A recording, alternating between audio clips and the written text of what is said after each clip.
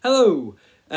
We are going to be reading The Three Little Wolves and the Big Bad Pig. Now hopefully you notice that's a lot like The Three Little Pigs, but some things in this story are different. Let's have a look. Once upon a time, there were three cuddly little wolves with soft fur and fluffy tails who lived with their mother. The first was black, the second was grey, and the third one was white. One day the mother called the three little wolves around her and said, "My children, it is time for you to go out into the world. Go and build a house for yourselves, but beware of the big bad pig." "Don't worry, mother, we will watch out for him," said the three little wolves, and they set off. Soon they met a kangaroo who was pushing a wheelbarrow full of red and yellow bricks. "Please will you give us some of your bricks?" asked the three little wolves. "Certainly," said the kangaroo, and she gave them lots of red and yellow bricks. So the three little wolves built themselves a house of bricks. The very next day, the big bad pig came prowling down the road and saw the house of bricks that the little wolves had built. The three little wolves were playing croquet in the garden. When they saw the big bad pig coming, they ran inside the house and locked the door. The pig knocked on the door and grunted, little wolves, let me come in." "No, no, no," said the three little wolves. "By the hair on our chinny chin chins, we will not let you in, not for all the tea leaves in our china teapot." "Then I'll huff, and I'll puff, and I'll blow your house down," said the pig. So he huffed, and he puffed, and he puffed, and he huffed, but the house didn't fall down. But the pig wasn't called big and bad for nothing. He went and fetched his sledgehammer, and he knocked the house down. The three little wolves only just managed to escape before the bricks crumbled, and they were very frightened indeed. "We shall have to build a stronger house," they said. Just then they saw a beaver who was mixing concrete in a concrete mixer. "Please, will you give us some of your concrete?" asked the three little wolves. "Certainly," said the beaver, and he gave them buckets and buckets of messy, slurry concrete. So the three wolves built themselves a house of concrete. There it is. No sooner had they finished than the big bad pig came prowling down the road and saw the house of concrete that the wolves had built. They were playing battledore and shuttlecock in the garden, and when they saw that the big bad pig was coming, they ran inside the house and shut the door. The pig rang the bell and said, "Little frightened wolves, let me come in." "No, no, no," said the three little wolves. "By the hair on our chinny chin chins, we will not let you in, not for all the tea leaves in our china teapot." "Then I'll huff, and I'll puff, and I'll blow your house down," said the pig. So he huffed and puffed, and he puffed and huffed, but the house didn't fall down. But the pig wasn't called big and bad for nothing, so he went and fetched his pneumatic drill, and he smashed the house down.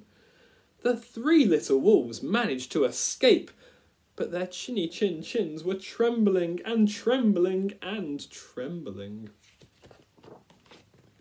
"We shall build an even stronger house," they said, because they were very determined. Just then they saw a lorry coming along the road carrying barbed wire, iron bars, armour plates and heavy metal padlocks. "Please will you give us some of your barbed wire, a few iron bars and armour plates and some heavy metal padlocks?" they said to the rhinoceros who was driving the lorry. "Sure," said the rhinoceros, and gave them plenty of barbed wire, iron bars and armour plates and heavy metal padlocks. He also gave them some plexiglass and some reinforced steel chains, because he was a generous and kind-hearted rhinoceros.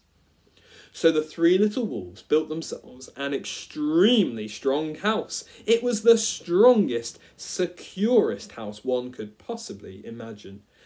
They felt very relaxed and absolutely safe. The next day, the big bad pig came prowling along the road as usual. The little wolves were playing hopscotch in the garden.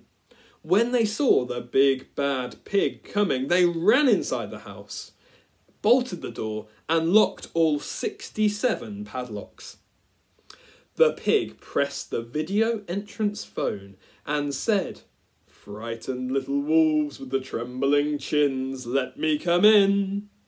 "No, no, no," said the little wolves. "Not by the hair on our chinny chin chins, we will not let you in. Not for all the tea leaves in our china teapot." "Then I'll huff, and I'll puff, and I'll blow your house down," said the pig. So he huffed, and puffed, and he puffed, and he huffed, but the house didn't fall down. But the pig wasn't called Big and Bad for nothing. He brought some dynamite, lit the fuse, laid it against the house, and the house blew up. The three little wolves just managed to escape with their fluffy tails intact. "Something must be wrong with our building materials," they said. "We have to try something different, but what?" At that moment, they saw a flamingo bird coming along, pushing a wheelbarrow full of flowers. "Please will you give us some flowers?" said the little wolves. "With pleasure," said the flamingo bird, and gave them lots of flowers. So the three little wolves built themselves a house of flowers.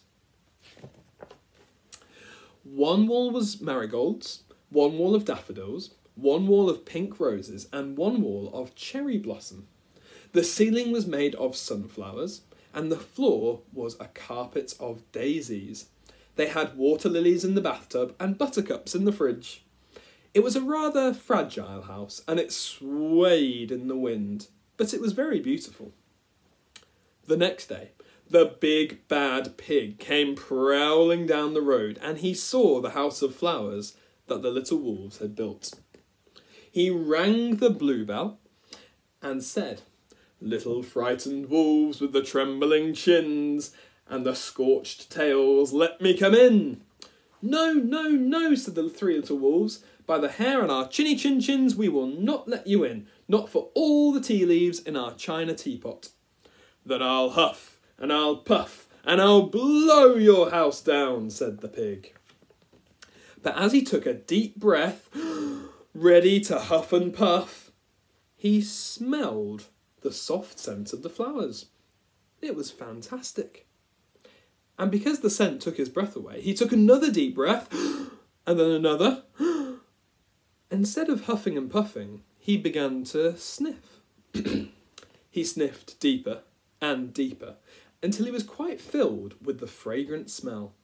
His heart became tender, and he realised how horrible he had been in the past. In other words, he became the big, good pig. He started to sing and to dance the tarantella.